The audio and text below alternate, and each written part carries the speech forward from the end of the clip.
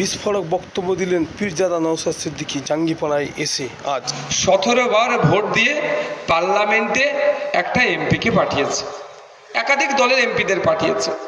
এটা 18 বার হতে চলেছে। কিন্তু ভাবতে অবাক লাগছে, জাঙ্গিপাড়া, অযোধ্যা, আটপুর, ফুরফুরা শরীফ, শ্রীরামপুর সহ অত্র এলাকা এই নির্বাচনী ক্ষেত্রে মানুষের কি পরিবর্তন হয়েছে আমি দেখতে পেলাম না, এলাকার কি পরিবর্তন হয়েছে দেখতে পেলাম না। কিন্তু এমপি সে যে পার্লামেন্টে গেলেন, সেখানে গিয়ে 5 বছর তার পিরিয়ড কাটানোর পরে মোটা অঙ্কের পেনশনটা কিভাবে তারপরে বাবদ তার রাস্তাটা ক্লিয়ার করে রাখলেন। বন্ধুগণ, যারা উপস্থিত হয়েছেন, মাইকের আওয়াজ যাচ্ছে, তাদের উদ্দেশ্যে বলি, এটা একটা ছোটোখাটো পাড়ার ক্লাবের নির্বাচন নয়। এই নির্বাচনটাতে গুরুত্বপূর্ণ নির্বাচন, যে নির্বাচনে সারা দেশের মানুষ প্রায় 100 কোটি ভোটার, এই 100 কোটি ভোটার মিলে 543 জনকে আইনসভার মধ্যে পাঠাবে।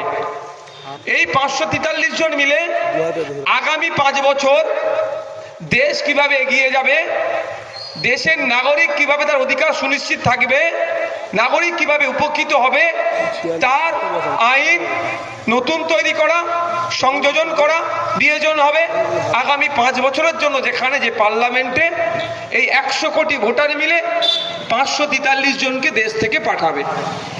এবার সমস্যা হচ্ছে, ভোটের সময় আসলে প্রত্যেকটা রাজনৈতিক দলের পক্ষ থেকে এরা মিটিং মিছিল করে, তার প্রার্থীর হয়ে মিষ্টি মিষ্টি কথা বলে, এই করব সেই করব, প্রতিশ্রুতির ফুলঝুরি ওড়ায়। কিন্তু ভোটটা মিটে যাওয়ার পরে 4.5 বছর সেই বাবুদের আর দেখা যায় না। তাই উপস্থিত জনগণ, মাইকের আওয়াজ যাচ্ছে, একটু ভাবুন আপনার ভবিষ্যৎটা কিভাবে চলবে, আপনার আমার দেশ কিভাবে এগিয়ে যাবে। এই দায়িত্ব যাদের হাতে তুলে দিচ্ছি, তারা অ্যাবেল কি ডিজাবেল, এটা আগে আমাদেরকে ভাবতে হবে। কার হাতে দায়িত্বটা তুলে দেব? শ্রীরামপুর লোকসভার প্রায় 16 লক্ষ ভোটার আছে। এই 16 লক্ষ ভোটার আর প্রায় 20 লক্ষের অধিক মানুষ আছে। এই 16 লক্ষ ভোটার বা 20 লক্ষ মানুষের চাওয়া পাওয়া, অভাব অভিযোগ তোলার জায়গাটা হচ্ছে, বলার জায়গাটা হচ্ছে আইনসভা।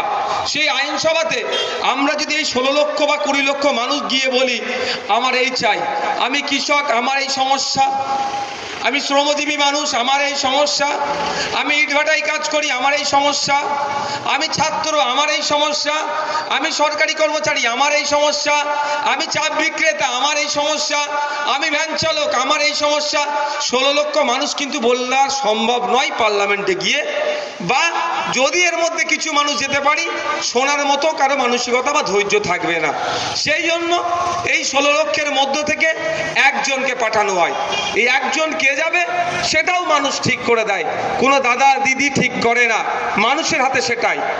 এবার হচ্ছে কথা, এই 16 লক্ষের মধ্যে সংখ্যাগরিষ্ঠ মানুষ যাকে ঠিক করবেন, তিনি পার্লামেন্টে গিয়ে টোটাল এই নির্বাচনী ক্ষেত্রের মানুষের হয়ে কথা বলবে।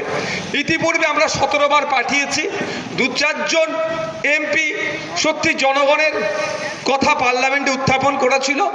কিন্তু দুঃখের বিষয়, এই শ্রীরামপুরের যিনি বিদায়ী এমপি, বর্তমান তৃণমূল কংগ্রেসের প্রার্থী, 3বার এখান থেকে ভোটে জিতে পার্লামেন্টে গিয়েছে।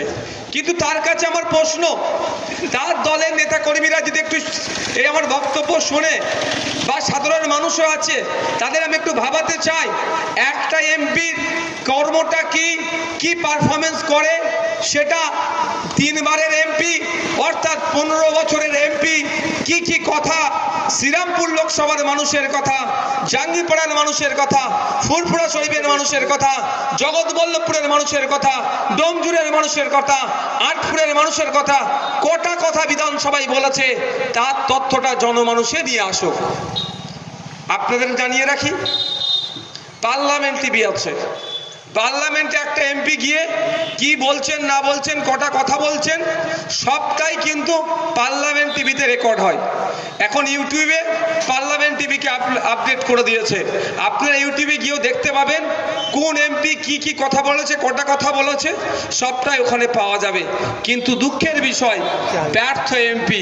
এই এমপি যিনি বড় বড় কথা বলেন, আইনের কথা বলেন, অনেক কথা তার মুখে শুনি, কিন্তু শ্রীরামপুরের মানুষেরা, জাঙ্গিপাড়ার মানুষেরা, আটপুরের মানুষেরা, অযোধ্যার মানুষেরা যে জন্য তাকে পার্লামেন্টে পাঠালো, সে কাজ করতে তিনি ব্যর্থ হয়েছেন। তাই তাকে আমি ব্যর্থ এমপি ছাড়া আর কিছু বলিনি। হ্যাঁ, তিনি ব্যর্থ এমপি, কারণ আপনারা জানেন ফুরফুরা শরীফের রেল লাইনের একটা, ডানকুনি থেকে ফুরফুরা শরীফ রেল লাইনের কথা আপনারা জানেন, কিন্তু আরো দুটো রেল লাইন আছে, একটা তারকেশ্বর থেকে ফুরফুরা শরীফ, বারুইপাড়া থেকে ফুরফুরা শরীফ। এই রেল লাইন যাতে দ্রুত হয়, এই নিয়ে সেই অর্থে শব্দ খরচ করেনি। আমরা ইন্ডিয়ান সেকুলার ফ্রন্ট, আমি নওশাদ সিদ্দিকী বারবার বলি, ডানকুনি থেকে ফুরফুরা শরীফ রেলকে সীমাবদ্ধ করলে হবে না। ডানকুনি থেকে ফুরফুরা শরীফ হয়ে আটপুর পর্যন্ত রেল লাইনকে এক্সটেন্ড করতে হবে। কিন্তু দুঃখের বিষয়, পার্লামেন্টে গিয়ে কথা বলার দরকার, রেলওয়ে মিনিস্টারের সামনে, স্পিকার স্যার, ডেপুটি স্পিকারের সামনে বলতে হবে, তার মাধ্যমে রেলওয়ে মিনিস্ট্রিকে যে আমি শ্রীরামপুর লোকসভার জনপ্রতিনিধি, আমার লোকসভার মধ্যে শুধুমাত্র ফুরফুরা শরীফ, ডানকুনি থেকে ফুরফুরা শরীফ রেলকে দিলে হবে না, ওই রেলটা এক্সটেন্ড করে ওটা আটপুর পর্যন্ত নিয়ে যেতে হবে। এই শব্দ অপদার্থ এমপি করেননি। তিনি এর পরিবর্তে কি করেছেন, গিয়ে খিচমেরি ফটো করেছে আর উপরাষ্ট্রপতিকে নিয়ে মিমিক্রি করেছে। ব্যাপারটা হচ্ছে, আপনার সাথে আমার মতের অমিল থাকতেই পারে, আপনার বক্তব্য আমার ভালো নাও লাগতে পারে, আপনার কথা আমার নাও ভালো লাগতে পারে, আপনি আমি সমালোচনা করতে পারি, এটা রাইট, এটা আমাদের অধিকার আছে সমালোচনা করার। কিন্তু মিমিক্রি করবে, অশ্লীল অঙ্গভঙ্গি করবে, এটা কিন্তু রাইটের মধ্যে পড়ে না। একটা এমপির ওটা কাজ নয়। এমপির কাজ হবে এই জাঙ্গিপাড়া এলাকার বাসের ড্রাইভারদের জন্য শুভেন্দু অধিকারীদের যে সরকার, এই কুণাল ঘোষ, দিলীপ ঘোষদের সরকার, এই কবির শঙ্কর ভোট চাইতে এসেছে, এদের সরকার যে ড্রাইভারদের বিপক্ষে বিল পাস করিয়েছে, কল্যাণ ব্যানার্জির কাজ ছিল পার্লামেন্টে দাঁড়িয়ে ড্রাইভারদের সওয়াল করে ওই বিল যাতে প্রত্যাহার করে তার জন্য চিৎকার করা।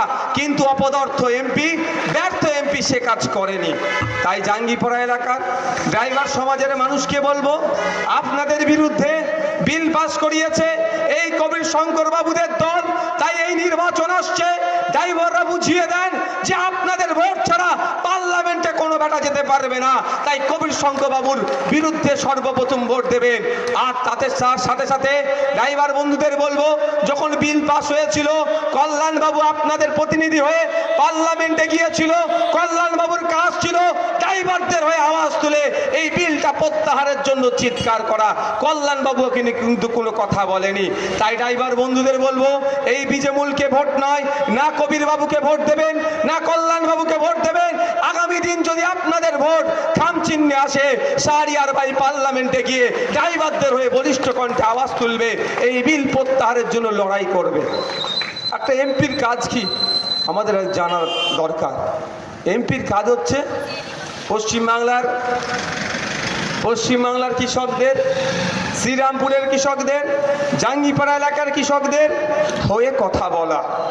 কিন্তু দুঃখের বিষয়, এই শুভেন্দু অধিকারীদের জুমলাবাজের সরকার শুধু বড় বড় ভাষণ দিয়ে যাচ্ছে, কাজের কাজ কিচ্ছু হচ্ছে না। 2014 সালের আগে হিন্দুকে বাঁচাতে এসেছিল, কিন্তু এই বাজারে একটু খোঁজ নিয়ে দেখুন, 2014 সালের আগে আমার হিন্দু ভাইয়ের যে অবস্থা ছিল, তার ডেভেলপমেন্ট হয়েছে না পিছিয়ে গেছে জিজ্ঞাসা করবেন ছোটোখাটো ব্যবসায়ীদের, বলে দেবে। আর 2011 সালের আগে কল্যাণবাবুদের সরকার এসেছিল মুসলমানকে বাঁচাতে, মুসলিম সমাজের মানুষজনদেরকে জিজ্ঞাসা করবেন, না হিন্দু বেঁচেছে না মুসলমান বেঁচেছে। লাভ হয়েছে অমিত শাহজির ছেলে জয় শাহজির, ব্যবসায়ী 15,000 গুণ বৃদ্ধি পেয়েছে। আর মমতা ব্যানার্জির ভাইপো অভিষেক ব্যানার্জির তার সম্পত্তি রকেটের গতিতে বেরোচ্ছে। না হিন্দুর লাভ হয়েছে না মুসলমানের লাভ হয়েছে, ওর একজনের ভাইপোর লাভ হয়েছে, একজনের ছেলের লাভ হয়েছে।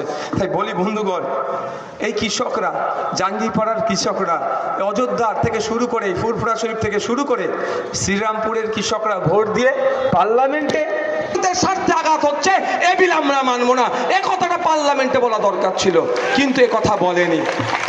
অপদার্থ বলবো না তো কি বলবো ভাই? কি বলবো, রাগ হবে কারো? আমার কিচ্ছু করার নেই। যে দায়িত্ব দিয়ে পার্লামেন্টে পাঠিয়েছিলাম আমরা, সেই দায়িত্ব যখন পালন করতে পারেনি তাকে অপদার্থ, ব্যর্থ আমরা 100 বার বলবো। উল্টে কি দেখেছি, কৃষকরা তাদের স্বার্থে যখন আঘাত লেগেছিল, বিজেপি সরকারের বিরুদ্ধে আন্দোলনে নেমেছিল। বিজেপি সরকার যাতে চাপে পড়ে এই বিলগুলোকে প্রত্যাহার করে লাগাতার আন্দোলন করে গিয়েছিল। পশ্চিমবাংলা আন্দোলন হচ্ছিল, আমরাও আন্দোলন করেছি কৃষক বন্ধুদেরকে সাথ দিয়ে। কিন্তু দুঃখের বিষয়, কৃষক বন্ধুরা যখন ভারত বন্ধের ডাক দিল, বিজেপি সরকারের বিরুদ্ধে ভারত বন্ধের ডাক দিল, বিজেপি শাসিত রাজ্যগুলোতেও সফলভাবে ভারত বন্ধ হয়েছিল। কিন্তু পশ্চিমবাংলাতে খোঁজ নিয়ে দেখুন, বা কৃষক বন্ধুদের বলবো একটু দেখুন, আপনারাও যখন রাস্তায় নেমেছিলেন ভারত বন্ধকে সফল করতে, বিজেপি সরকারের উপর চাপ তৈরি করে Sanjeevani health care nursing home, Shiakhala Furfura শরীফের পাশে, শ্রীপতিপুর, হুগলি। সমস্ত চিকিৎসার উন্নত মানের পরিষেবা দেওয়ার জন্য আমরা রয়েছি আপনাদের পাশে। Emergency, ICU, cardiology, nephrology, orthopaedic surgery, onco surgery, general medicine, physiotherapy, neuro medicine, dialysis, neuro surgery, শিশু সুরক্ষা, গাইনোকোলজিস্ট বিভাগ, ক্যাশলেস পরিষেবা, স্বাস্থ্যসাথী সহ যে কোনো হেলথ স্কিম, মেডিক্লেম গ্রহণযোগ্য। এছাড়া স্বাস্থ্যসাথী কার্ডের মাধ্যমে সম্পূর্ণ বিনামূল্যে সার্জারির সুব্যবস্থা।